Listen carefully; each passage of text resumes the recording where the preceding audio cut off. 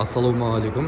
Toyota Hilux автокөлігі. Бұл көлікте бізде 2 мотор болған, бірақ 1 3 мотор салған. 2 орнына 3 мотор салған болатын. Көлікте турбокомпрессор 0.7 бар болған. Оны кішкене 0.9-ға дейін көтеру керек болады.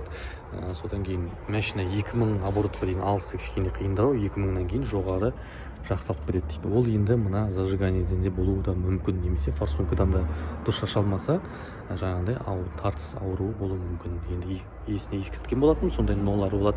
Прошивкамен жақсы кетпеуі де мүмкін деп иесі түсініп келісім берген болатын. Қазір прошивка жасап болдық. Айдап көреміз жолда, иесінің сұхбатын алайық, қарайық не болатын. Содан кейін бір хабар белгі болатын болады. Міне Hilux-ымызды дизельді көлігін қозғалтқышымыз жасаған болатын. Иесі өзі жақсы дейді. Жалпы өзгеріс әдемі болды ғой, да, машина? Өзгеріс бар, иә. Әдемі болды. 2000 қасып тұр дейді енді. Әдемі болды. Бұл көліктерде үштік салғасын 175 аттың күші болады. Прошивкадан кейін 220-230-ға дейін форсировать етуге болады турбокомпрессордың арқасынан. Қазір міне бізде 4-пен кетіп бара жатыр. Почти алысы әдемі дейсің.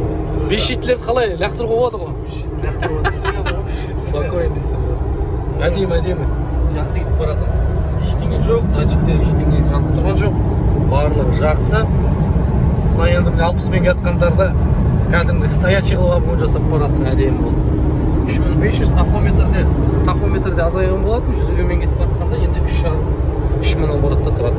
Осылай міне Hilux дизельді көліктерді прошивка жасаған болатынбыз. Бұларға EGR, клапан абсорбер, сажевый фильтрлардың, сосын лямбда датчиктерді сөндіруге болады, бірақ біз тек чисто тюнинг жасаған болатынбыз бұл көлікке.